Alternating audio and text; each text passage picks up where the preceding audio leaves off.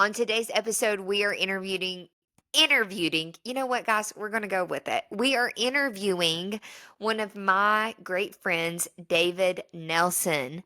David Nelson is the executive director of FoundersForge, a nonprofit entrepreneur center located in Johnson City, Tennessee. Had to do it. Through Founders Forge, David provides free mentorship to startups in Northeast Tennessee and across the country as they validate their startup ideas, launch, scale, and negotiate successful exits from their startup ventures. Founders Forge also hosts the Startup Mountain Summit, the largest conference for early stage startups in the Southeast, and offers their Avante startup ecosystem building platform to other communities to help build their own thriving startup communities. David is also faculty at East Tennessee State University in their entrepreneurship program and a 5-time tech entrepreneur with experience spanning across healthcare, software, and agencies. This fall, he will launch an indie SaaS fintech startup, Quirby, to help entrepreneurs and agencies easily hire and manage their 1099 workers. And we've got him on the Talent Show pod today. So let's get into it.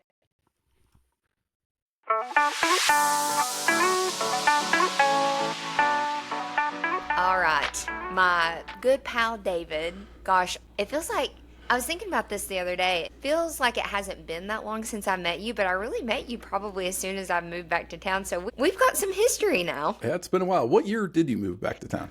Oh my gosh, if you, of course, ask me the hard-hitting questions. 2018, Gotcha. right? 2018, early, I think 2018, and then Yeah. So I remember everybody said I had to meet Lauren, and we went to the coffee shop, and it was been I know. good ever since. Well, it has been a pleasure to have you in my network and be a part of yours. You've done so many great things for the Tri-Cities, and not only the Tri-Cities. I know you have like a very robust career, but excited to have you on the Talent Show podcast today. And we're going to start off with my personal favorite part of the episode, which is share with us it can be funny, weird, whatever, just a hiring experience that stands out in your mind as like, whoa, that was crazy. It's a good question. It brought back a lot of memories, but I think the weirdest one I ever experienced, I was doing my mobile app and web development company. And while I was going out getting clients, I was also trying to hire people for capacity and bringing people onto the team. And somebody made an introduction. I don't really remember how we got connected, but I was in Indiana at the time, in the Indianapolis region. And I went thinking, I'm going to go interview this person because they're going to come in and help us. And we sit down, we say hi, and I'm meeting them at their co-working space. And I'm thinking this is a contractor that we're going to bring on for 6 months to a year at least. And we start talking, and I, ask them, so tell me about yourself. And they kind of looked shocked, and they started asking, tell me about themselves. Like, yeah, well, tell me about yourself. And we started going back and forth, and it just was the weirdest interaction I've ever had during hiring. And then it dawned on me, I think we're trying to hire each other. And so we're literally interviewing each other. And it was such a weird, odd interaction. Finally, I just stopped. I was like, okay, hold on a second. Am I hiring you, or are you trying to hire me? And he goes, well, I thought I was hiring you for a project. And I was like, wait, okay, hold on. Like, how did this come to be? And we had to sort it all out. And we ended up kind of evolving into a whole conversation about hiring and about the questions we asked. And we were critiquing each other. Why do you ask this question? And it turned out to be a great discussion. And then it ended with, so are you interested in, trying to find a way for us to partner and work together? And really, it turned out we were actually competing companies. And we're like, I don't think that's going to work out. And so we both had a good conversation, and we left after trying to hire each other. It was such a weird, funny thing that happened, but I've never forgotten that moment. That's hilarious. That's a new one. We haven't heard that yet, but good. I can imagine just that moment when it hits you like, conversation is weird. Yeah, it's like something's not right. Something's wrong here, right? And I could have just gone with it and left and been like, well, that was kind of strange, but I'm glad I stopped it and actually had a good question, because I think he would have thought, man, that was a weird guy. I can't hire him. It's like, buddy, this is nothing. If you think this is weird, just wait till you get to know me. That's me when somebody's like, wow, that's odd. I'm like, gosh, I better not say anything if that's the odd thing. Oh, yeah. So this is you're going to be the first question, or the first person to be asked this question. But I was really thinking about the podcast, and I'm like, okay, I want this to really showcase people's personal experiences on both sides of the hiring process. And I felt like there was no better way to do that than to talk about if there was a job in your past that you've had that something about the hiring experience or the person that interviewed you stands out to you as like, this person helped set me on the trajectory that I'm on now, or made some sort of an impact. Could be positive or negative. Just want to Yeah. hear more about if you've had a personal experience like that. Yeah, actually, that's a great question. That takes me way back to actually high school. And my very first company, technically company, is I was very big in the IT space when I was, growing up. Got really good at computers and playing around with them. And this is way back when Windows 98 was around, and then it went from 98. There was Windows ME for anybody that's old enough to remember that. And Not ME me. was terrible. I'm too There's no young. way. There's no way you know it. But Windows ME was like Millennium Edition came out, and it was terrible. It was just a piece of junk software that came out. And all of my parents' friends and family friends and their friends were all looking to like get their computer fixed. Nothing was working right. And so everybody kept asking me to come fix their computers. And looking back, I now know what I was doing wasn't exactly the best thing to be doing, but I was basically going out to these people's houses and installing Windows 98 with hardware. It was basically my own disk, like back when they had the CD-ROMs everywhere. And Yeah, I'd go and I do install. remember those kind of. Good. I'm the Kind vaguely of. the AOL ones. Yeah, they're kind of It was in kind there. of like a DVD, but not as big. But I was basically installing pirated software, and I didn't realize that was wrong at the time, but it was helping all these people. And somebody said, oh, you should do this as a business. And so I started to just fixing people's computers. I think it was $50 for me to come out, and then $25 an hour. And there were people, I was walking out with several $100s or $1,000 from these jobs. And I got so Wow. popular that I ended up getting my first job. And I'll never forget, the guy's name was Bob Snow. He had a computer company called RSNA Systems. And he just reached out to me out of the blue and said, hey, would you like to come work for me? And I was just so shocked that I was like, yeah. And he's like, well, why don't you come in for an interview? And I think I was 16 at the time. And I drove in. I was all nervous, dressed up in like a shirt and tie and all these things. And something I would never do today, but at least I dress up. But I went in and sat down with him. We did a formal interview. I had a resume for him, everything my parents helped me with. And it was that first interview experience. And I just took a lot of, here I was a young kid and he hired me and he treated me like an actual employee, which I thought was really interesting. He could have just said, hey, you want to work? I said, yes, come on and work. But he treated me as if I was anybody else he would hire.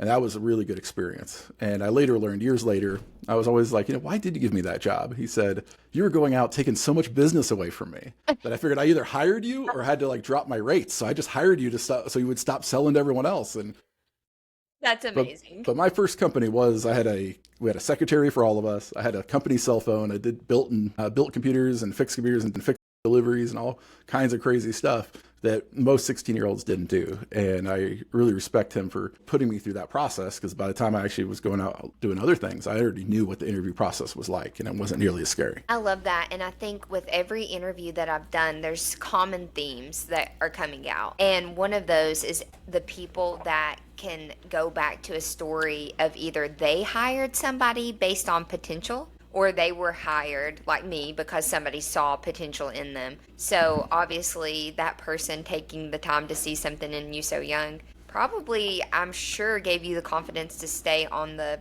path of entrepreneurship from a young age. Yeah, and when I had to start hiring my first people, I actually went back to how he did it. And there was a casualness to it, but it's still a professionalism to it. And he was more about interested in me as a person and kind of what drives me than it was, did I just check all these boxes? And so I think that definitely was that big influencing moment that at the time I didn't value it. I just thought it was a scary, like nerve-wracking thing I had to do, and I didn't expect it. But looking back, those moments really do make a big difference in people's lives. Imagine that personality-based hiring. Yeah, imagine that. So you say that you go back to that hiring process a lot. And again, people heard this in your bio. You've done a lot. You've been a part of a lot of different teams that you've started. So we know that you have to have some kind of hiring war story where maybe you didn't use your tried and true hiring tactics, or just made a big oops. Maybe you let somebody on the team that wasn't a right fit. What would you say is like your biggest hiring? Like when you think back, you think that was a mistake. Well, there's so many mistakes. I think that's the thing about it. And hiring, I don't know anybody that said hiring's easy. Like that's never been something I've heard people around the entrepreneurship or business world saying, oh yeah, hiring's just like the easiest thing. Maybe if you're like the number one need in the entire world everybody wants to work for, but even then you're flooded with people. It can't be easy. Exactly. But I think the themes that were always the worst, the early days were, when my mobile app web development company was really getting big, we had the VA we were subcontractors for that, and we just had all of these projects coming in. It was hard to find people because we were at this weird spot where we were making good money, but we weren't making so much money. We were hiring full-time software engineers, but we were hiring for capacity and just to take on more projects and get work done. And so there was such a need for people that I would hire on need, not always on good fit or ability. So I just needed somebody. And my thought was, well, anybody's better than nobody. We need a warm body through the door. Exactly. If they said they know how to program and they can build an app, they didn't really make sense in their interview, but yeah, I'll pull them in. We'll see what happens. And so I definitely hired for, people just out of just need and speed. And that was definitely one of the biggest, issues I had. But even later in life, you think after hiring people for years and years and years, like, oh, I know how to do this. I've had all these good hires. You eventually still make mistakes. It's just too easy not to make a mistake. Near the end of my software company, before I exited that, I hired people that I knew were bad fits. Again, there was a need. I knew there was somebody I knew I couldn't work with very well. We didn't have a history of working well together, but I needed somebody. I'm like, we'll just make it work. And famous last words. Oh, I know. And it was only 6 months. And I think they did one project over 6 months until I finally let them go. And we were friends, all the classic things you probably shouldn't do. I'm not against hiring friends, but you got to have a really good friendship and really understand things. I know. Yes. That's a whole different discussion that we could go down. Yeah. And you got to be very willing to not be friends anymore.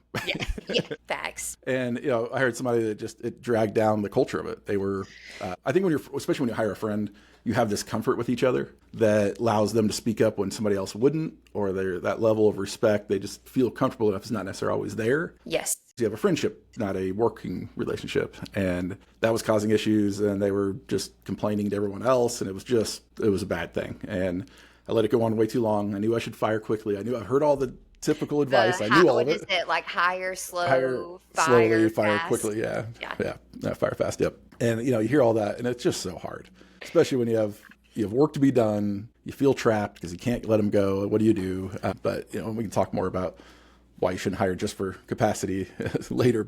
I don't think anyone's ever above making those mistakes. And I think I remind myself with FoundersForge now, I'm very careful who I hire, who we bring in, who's a good fit, just because at the end of the day, you got to be so careful. Yeah, there's the advice of like trusting your gut. And I think, that may be overused sometimes, but it's so true. I usually know if I'm going to hire somebody now within the first 10 minutes of talking to them. You just kind of have a feeling. And if you don't have that feeling, the answer is no.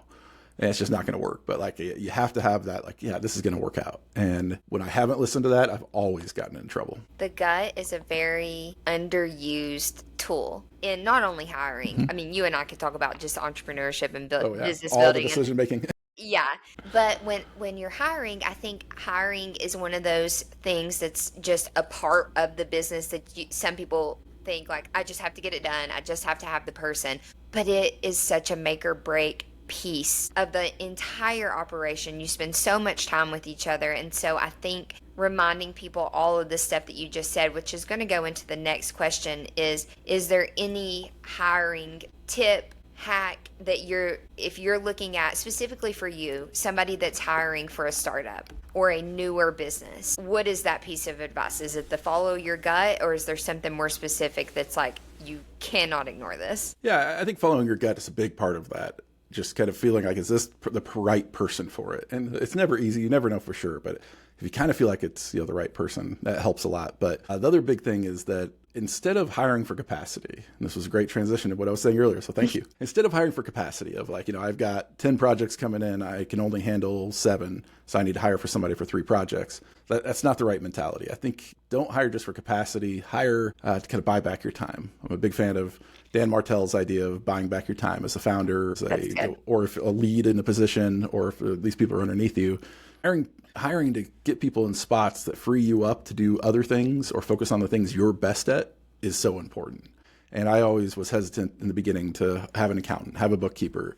I did all my invoicing, and I was terrible at invoicing. Of all the dumb things to be bad at, I was terrible at clients. I just got so focused on the next project, I'd forget. And 3 months later, they'd get a huge invoice. I still make that mistake every once in a while today. Classic entrepreneur. Oh, it is, right? But you hire people that are better at those things, people that thrive in those other areas, and then it frees you up. And so instead of always hiring for capacity, and I think back to my company, if I'd known that sooner, it would have helped me, because there were times, we had 10 projects that we were working on between my current team, and then we'd have, we'd land 5 more gigs. We'd schedule them out, but there was just no way. If I'm doing four or 3 of these projects, somebody else is doing, 2 or 3, and then I hire somebody and I'm like, okay, they can't really do 3 yet because they don't know the whole thing. So I give them 1. Well, that means I ended up with more projects on for me and the rest of the team. So yeah, we hired somebody, but everyone their lives got worse. We should have hired somebody that was an expert, somebody that was really ready to, hit the ground running, or planned it differently. But I really needed for me to step away from the day-to-day operations, and focus on managing the team and capacity building, and hiring for that just doesn't work. And so, yeah, I think the last piece of advice, and I love giving advice, so it's hard for me not to. Bring it on. Steve Jobs did say, and I'm not always a fan of like everything Steve Jobs says is gold. It's not true, but he did say that. He was obviously a pretty smart and accomplished guy. He was a smart guy. He was good. Yeah, he had some crazy in there too, but you kind of have to. We all do. But he did say that it doesn't make sense to hire smart people and then tell them what to do. Hire smart people so they can tell you what to do. And I find that to be true, where, especially in the startups I work with today, they tend to hire people that are good at something, but they're nervous to have people that are better at them on something. And even for our company, we have Isaac's our marketing director. I take a lot of pride in building my own slide decks, and he's been working on some for us. And I always think, I'm going to step in and make him better. And I look at it and I'm like, I can't do better than him. Yeah. And I'm asking, like, how do you do this? And I'm trying to learn from him. And sometimes you got to relinquish that control and hire people that can help you do bigger and better things. That's whether it's your job, hourly job, full-time job. If you have people you're hiring, you want to hire people that are very, very smart and great at what they do, so that, one, they can help you succeed, but also everything just gets better. And if you're an entrepreneur, you don't have time or capacity to do everything. So hire everything that can do things and turn them loose. If you have to manage them, why did you hire them? Hire somebody that doesn't need to be managed. And then at the rest of the time, you're just building, and everything is, amazing is happening. And so, and I guess actually that's my last piece of advice. I think that's such an important piece of advice. And I would say, I would still say I'm a youngish, mid-age entrepreneur. I'm going to say young, but early on, I really felt like if I didn't do everything, if I wasn't the best at everything, then why even work with me? Why even have a company? But the second that I realized how much better any idea I had was if there was many people. I didn't need to be the smartest person on the team. Oh my gosh, the places that we have gone with personality pool, when I literally just got out of the way and was like, wait a minute, it doesn't make me any less of a founder if I don't need to be managing the product at this point, or, whatever it may be. The accounting, I tell my accountant every year, well, monthly, actually, she does everything even monthly, and I'm like, just don't let me go to prison.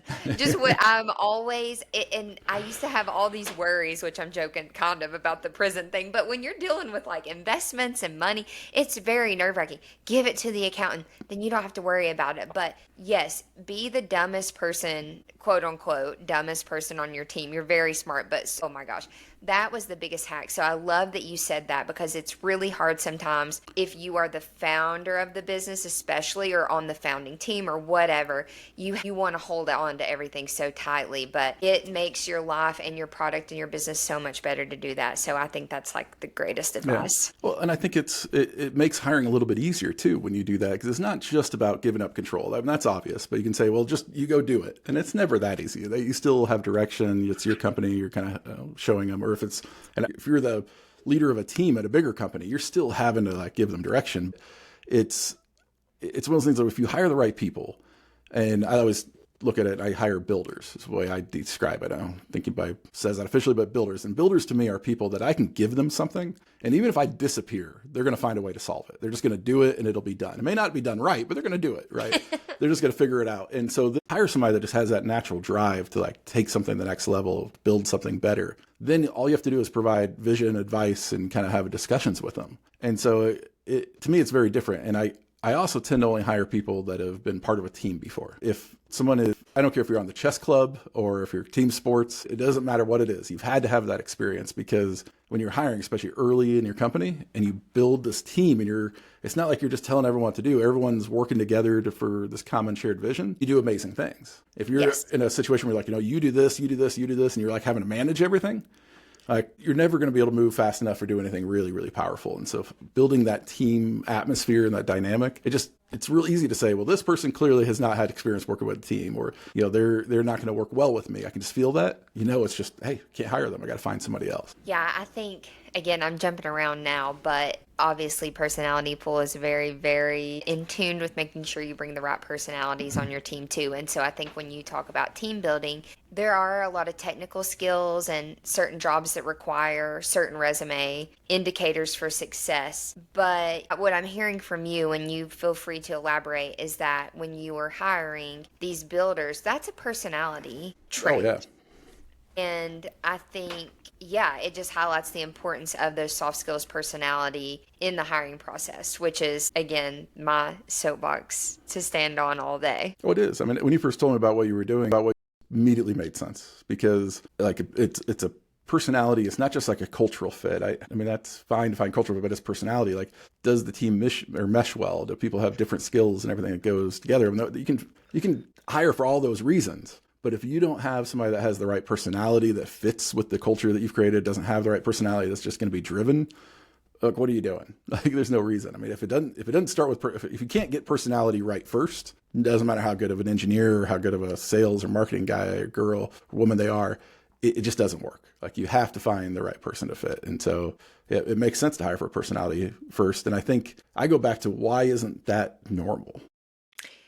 Why is Right? that not normal? Like, it's the most obvious thing in the world. It's like, oh no, let's all line up and give resumes and have these, strange, interactions with people that are in HR that are hiring you, pre-screening you, that have nothing to do with the team you're going to be on. So they don't have a personality, a feel for what the personality needs to be.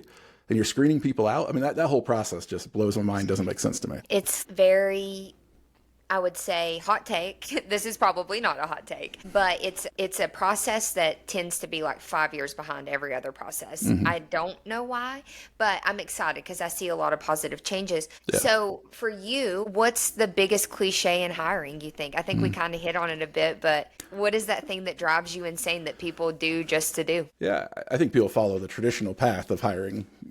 That's one of. Another one is that, the cliche of this idea of like, you should go out and hire the best people in the world, which is great if you have the budget for the best people in the world, right? Like, and that I think came from like the tech, Apple, Facebook, all these other like big companies that came out of nowhere. There was kind of a culture of just, hire the best, and then you don't have to, then you're hiring the best people. You don't have to manage them as much. There's all these good things with it, which, sure, that's great. If you're a startup, you can't hire the best people. The Like, it's best just people not are possible. coming with a price tag that you Exactly. can't back up as a startup. Yeah. And I also think it leaves a lot of opportunity left behind, where I think some of the best talent I've ever hired were not considered the best of their field, but, they were under the radar. They were just looking for that first break. And you can find these people and afford them. You can help build them up to being very successful. But, I'm not saying you don't hire people that aren't good at what they do, but maybe they don't have 5 years of experience. They only have 1 year of experience. But you can usually find, as a startup, small business, a diamond in the rough, and they're hard to find. But once you do, I think you just hire them. And there's people I've hired that I had no idea what I was going to do with. I really had no idea. Even when our program manager right now, Adriana, is phenomenal at everything she does. And when I first met her and talked, it was one of those moments I just kind of had a feeling, just from our first interactions, like, this is going to work on a phone, which is rare, even more rare when you don't meet them in person. I was like, I think this is going to be a good hire. And I legitimately had no idea where on the team, what her roles or responsibilities were going to be. And I spent the rest of our times interviewing, talking back and forth on what she was going to do. And I think it was probably difficult for hers. Instead of being that traditional path, it was, okay, if you're on the team, what do you want to do? And we just had this moment where I knew we had a great person. We just had to figure out where they fit. And we were lucky to have that person, because she was very, very good at what she was doing, but she was making a career change out of the marketing agency world into kind of the entrepreneurship world, trying to do something with more meaning. And it was just a massive opportunity that you just don't go behind. But if I had gone, all right, I got to find these exact requirements, I had to follow this path and hire the best people in the world I can't afford, I mean, it doesn't work. So finding those people that are under the radar for up and coming businesses makes all the difference. I absolutely love that. I think everybody was given a chance at some point on their journey. Mm-hmm. And there's certain positions that, like we said, I realize you've got to have the best person in there because you've got to get this thing going. But when you have the opportunity to take a more non-traditional path, I think in the hiring and human resources world, it's easy for it to come like very sterile maybe and just very transactional. But when you really step back and think about your career and the fact that at some point somebody took a chance on you, at some point you were the new person, and to be able to pay that forward when you can, and I know that you can't always, but there's definitely times that you can. I have yet to hear a story where it didn't pay dividends in the culture of the business when, again, that wouldn't have shown up on a resume. Yeah. As you were talking, I was thinking back to that first question you asked me. I really hadn't connected those two yet. And, Bob took a chance on me, but he also was smart about it. He found somebody that he knew was really good from all these past, experiences. He interviewed me like he should and knew I would work well with them. And you could tell I was ambitious, but he also hired me for like $5.50 an hour, or maybe it was $5.25 an hour. Like that was genius on his part. Like he got a like really good IT person that was younger, but all these people were hiring. But he also trained me and taught me all kinds of things I didn't know. And so it was a huge bonus to his small business, in my opinion, that worked out really well for all of us involved. And we had a lot of fun that whole year. That's awesome. No, I love that. I love to hear the Bob, or for me, it was a Gary, the person that just took the chance. And it's fun to reminisce on those times and then think, oh, I could be that for somebody too. So when we talk about non-traditional hiring practices, I want to talk about something traditional for a second that people hate. Job boards and finding the candidates. That's the part. Sometimes people are like, no, we'll use personality pool, but how do we get the people to complete it or to even apply to the job in the first place? So have you found any more non-traditional ways to source candidates? Yeah. The best, locations that I found people, the best hires for me have always come from referrals for sure. So like you just don't beat referrals. So I'm taking that putting that to the side because that's not a fair playing, field of you get a referral, somebody's, you can actually ask questions, like those usually are gold. And I'm a big fan of like, I can't really work with you until I worked with you.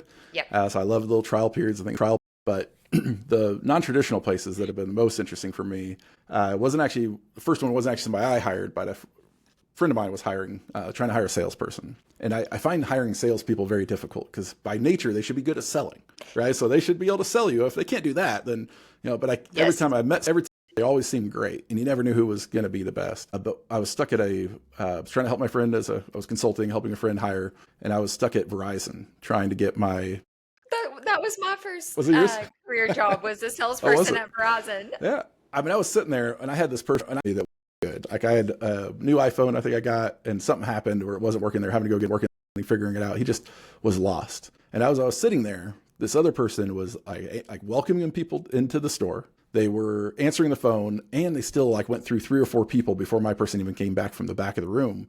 And they were just on it, and they just had it. They had a good mood. They were friendly. They were just good at their job. And so I got his card before I left thinking, well, maybe I'll go back and, if I ever have to go back, I'll try to ask for him. And my friend later that week was saying that he really needed somebody to, for sales. He was having trouble hiring. And I was like, you should talk to this guy. And I gave him the card, and he hired him, and it turned out to be a really good fit. And during the interview, the kid asked well, how do you get the referral from me? And he's like, oh, David Nelson referred me. He's like, who? I'd never met him, never even talked to the guy, right? And then he came up we were in the same co-working place. He came up and thanked me and just said, how do you know? But it was just sitting there. You can see people that are really, really good at what they do. I've also, helped people hire and found people that are working at restaurants. And you go to a restaurant and you say, bartenders, especially servers, in sales, bartenders. Yes. Anybody, especially anything customer service oriented, retail, food and beverage, those are great areas. And if you go into, you say, what do you recommend? And they're like, I like French fries. Yeah.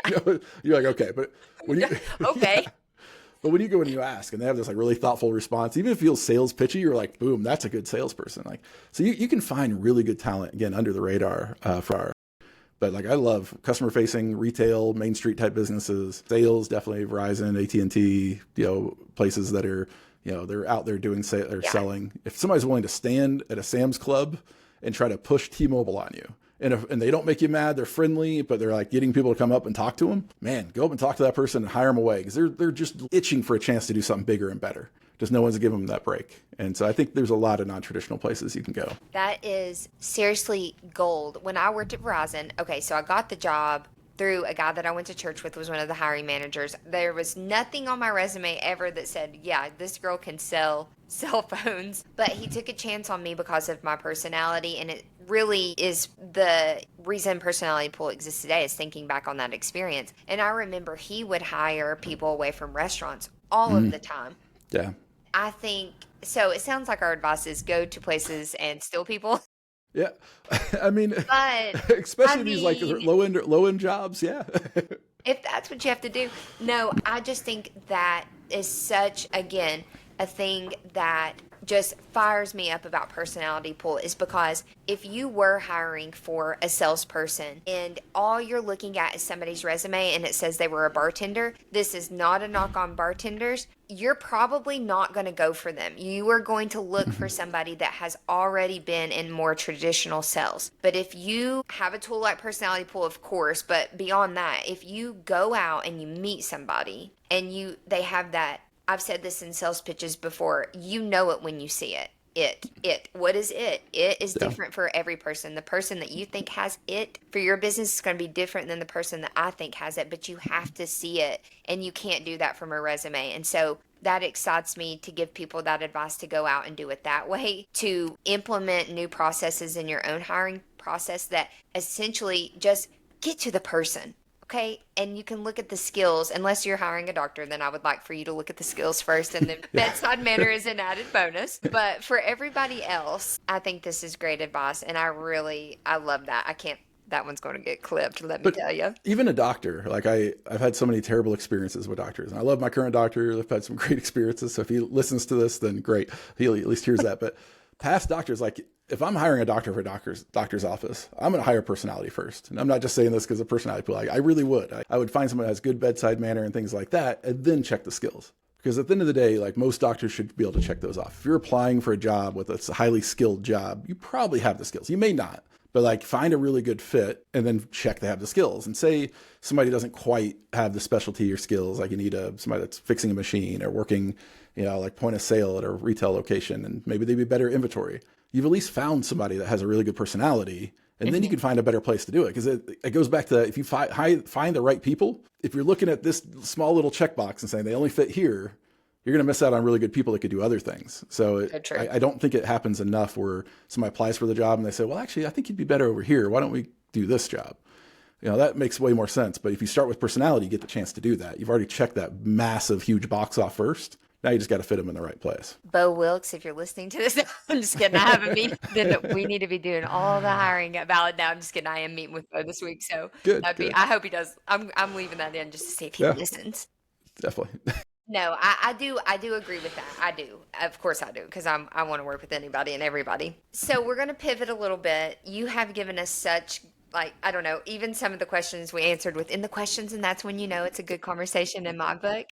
I could talk So about this all day too, I because it's so critical. it is so critical. And we're really trying over here to make it more interesting, first of all, and more human resources. Imagine it being more human centered. What a thought. Yeah, but wait, your people, and you actually want to have it human centered? Like, why would you do that? Just What? throw all of your resumes in a box, and we'll have a computer scan them.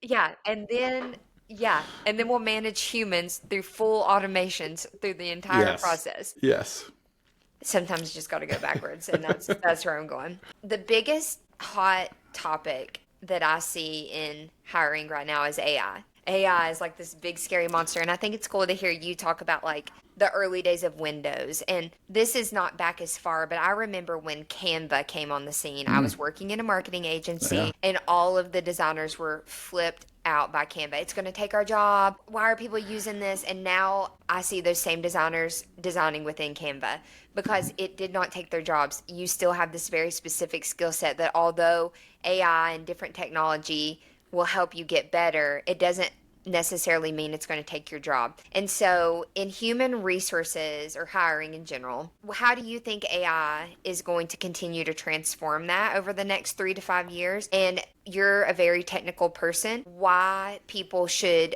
be more like inclined to capitalize on AI in this process versus be scared of it? yeah. I mean, I think first of all, the negative side of it is that we should all get ready for a whole bunch of written resumes and a bunch of tools that come out that pre-screen all of your resumes, and you end up with some terrible candidate because Yep.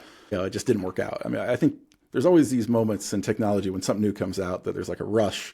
There's a big change. Like when AI writing came out, there was an incredible amount of books that were published on Amazon that were probably terrible books, right? But all of a sudden, right, people try it. And so I think we got to think past that early kind of rush that's probably happening now and coming over the next year or two. And I think there's like AI is a tool. I'm not a alarmist that's saying, oh, some jobs will be lost, but it's going to create all kinds of new opportunities too. Mm-hmm. I kind of think back to it as there was a day when, or just imagine you're back in, I don't know, the 20s or 30s, and everybody's putting up houses with hammers and nails. And then I just magically show up with a battery-powered nail gun, and I'm just going boom, boom, boom, boom, boom, boom, boom, boom, boom. And I'm just building houses faster than everybody. And everybody's looking like, oh my gosh, we're going to be out of job. The nail guns we're going to need a fourth of the amount of people. There's possibility there, but at the end of the day, they just built more houses faster. And I think the analogy holds true with hiring. I think we have to be careful with it, but I think some people are going to go out and try to eliminate people from the experience. And we've done this before. In the long term, not going to work. Yeah, we've been trying to do it forever. Everybody wants to screen out resumes. Everybody wants to just make hiring easier. They think AI is going to be able to pick out the right fit. But it's so subjective. Like it's such a personality to personality. It's such a culture piece that I don't see AI truly ever being successful at identifying culture and making it work and like screening things out. I don't think it's going to be easier to hire.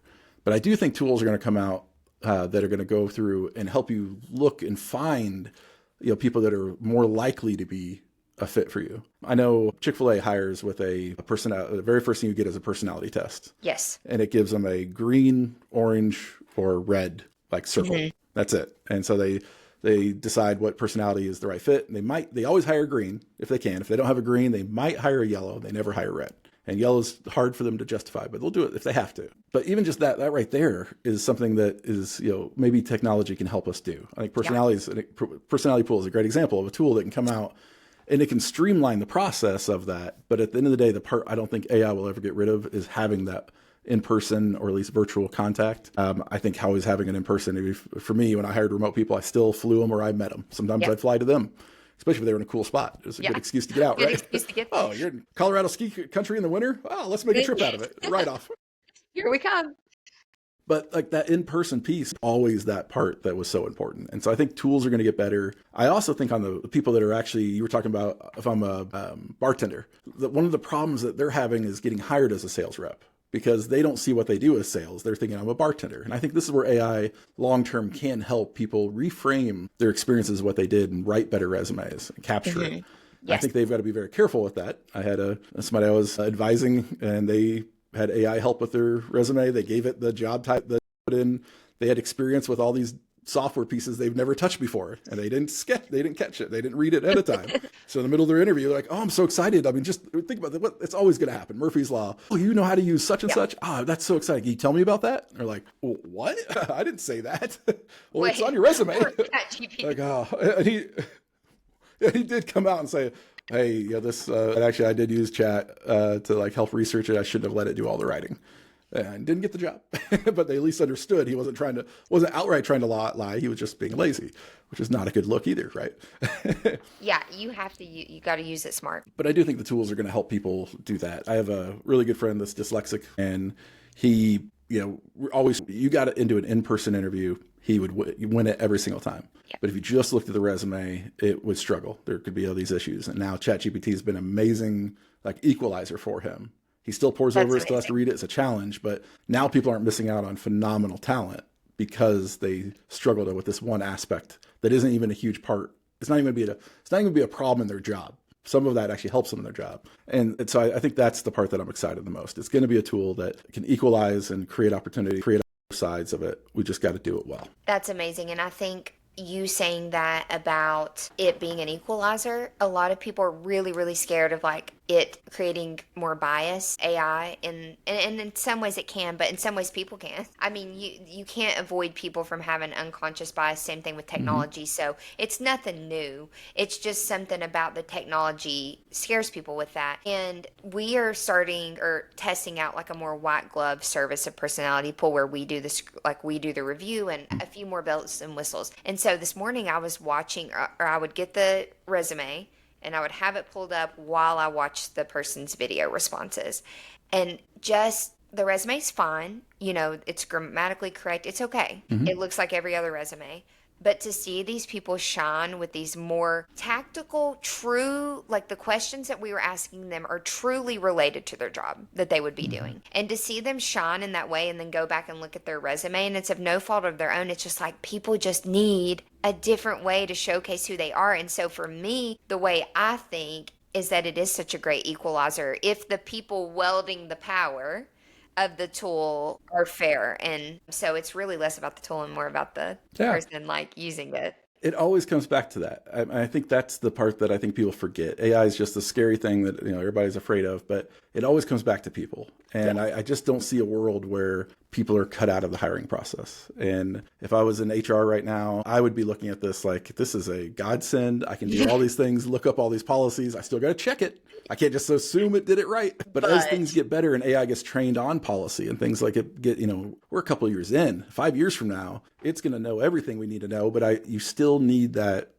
person to person approach. Yes. And yes, there will be bad players. Yes, there will be people trying to game a system. But hiring is one of those unique things that if I have the best possible resume and somebody hires me and I can't do the job or I'm a bad fit, it doesn't matter. It doesn't matter. And you almost don't want it to oversell you because you eventually have to show up and do the job. And it's one of those things that we've got to figure these tools out, but it's going to be a net improvement, I think, in hiring on the people hiring and the people trying to get hired. Because like personality pool, again, I feel like I'm promoting. I know. I've actually never used it. I've just seen it and been following it for a while. I know. Every time this company, I'm like, I swear I didn't ask them to do this, but go ahead. But just the theory. But just think about the theory of it, like that you can hire personality fit first. And I'm a restaurant hiring 150 people, right? And how do I go through and see those bright moments with 150 people? Usually you get to screen them out, maybe 10.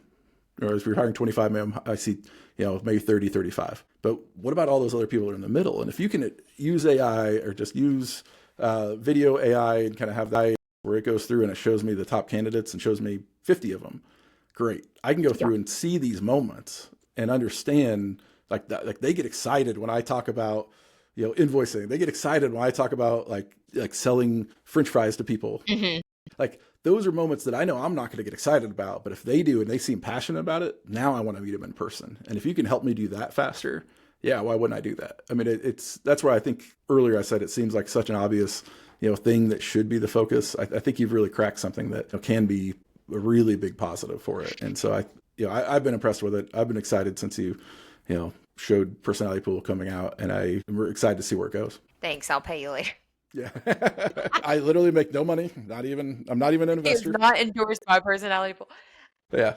Okay. We have time for one more thing. And because I'm going to skip over a question, I'm going to go to this fun thing. And we're going to do the rapid fire questions of would you hire. So I'm going to go through this list, ask if you would hire or fire, I guess, actually hire or no. And you can give us, rationale behind it. But we're trying to implement some more games on the podcast, David, if anybody even gets this far in. So, okay. Question number 1 for hire or pass. A junior developer who's never shipped code but built 5 side projects. Yes, they're a builder. Goes right back to my first thing. If they have side projects, they're doing it for the fun of it. Like, why wouldn't you hire that person? Like, that's their hobby. Make it their job. Love that. Love that. Untapped talent right there. A rock star sales rep with 0 industry experience. Yeah, I mean, it goes back to hiring really good people. I think a good salesperson can figure out what they're selling. They should. I think that it's more about they have the experience. If you're a rock star, hire a rock star if you can afford them. Agreed. A marketing whiz who refuses to do Zoom meetings. No, I wouldn't hire them. I think refusal to do Zoom meetings is just not a team player. That right there is a sign of like this person wants everything their way. No, it doesn't work for me. You have to be willing and flexible to meet the team wherever they are. Agreed. A product leader with imposter syndrome. That one's a little tougher. If they know they have imposter syndrome, then yeah, I'd hire them.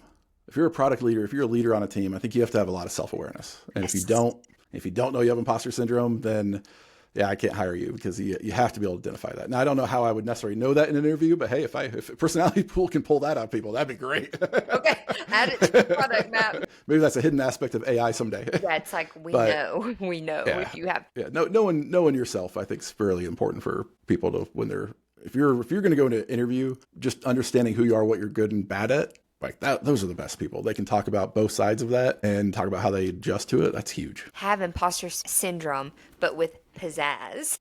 Yeah, exactly. We have it, Exactly. but we're working through Yeah. it. No, I I think that's don't, huge. at our conference, I raised my hand because I kept hearing people talk about imposter syndrome. And I was kind of in between. I said, who here has imposter syndrome? And a room of like 200 people raised their hands. And I was like, look around. We all have it. I think that's a good thing. Like it keeps us honest. Those that don't raise their hand, don't They're be lying. curious. Yeah, they're lying and they don't know it yet. Seriously, I believe that. If you say that you don't ever deal with that, liar. I agree. And you just don't know it yet either. And that's a dangerous place to be. Truly. It keeps you honest. Your spouse's best friend that can't be fired. I love my wife and I get along with her friends, but I don't think I would hire anybody that can't be fired. They're also in healthcare, so I don't think it would ever work. But if I never know, you never know. Maybe I'll start a healthcare company at some point. But like not hiring anybody that can't be fired is a scary thing. That's like a co-founder, and you got to spend a lot of time making sure your co-founder works. That's like another marriage, and it's that's a whole other topic of hiring, right? Because it's a true partnership that's difficult, and that not be fired is a big deal breaker for me. That makes me feel just uneasy just talking about it. Okay, well, we won't. Sometimes you have to fire yourself, right? I let myself go all the time. Yeah, I do always show back up, but I do fire myself from time to time. Well, as you should. That is the end. This has been so fun. I could go forever, but I think everybody's going to really take so much from this conversation. Is there anything that you want to plug before we wrap it up? Where can people find you? You can find us at foundersforge.com. And if you're interested in that, seeing one of the largest conferences in the Southeast, we just announced a third annual Startup Mountain Summit and startupmountainsummit.com. And we'd love to have you join us at that event and hear all kinds of, we have a pitch competition, all kinds of different advice. Hopefully Lauren will be there sharing her advice as well. And we'd love to have you join us. But you can also reach me at david@foundersforge.com, and I'm always happy to chat. Cool. I'll link all that in the bio, and we'll have you on again soon, David. Thank you. Anytime. Thank you so much. Have a good rest of your day. You too. Thank you for listening to Talent Show. Whether you're hiring or looking for a job or just here for a good time, we're so glad you're here. Don't forget to like, subscribe, tell a friend, tell an enemy, tell anybody that this is your go-to hiring podcast. Also, don't forget that when it comes to hiring, personality isn't extra, it's everything. All right, see you next time.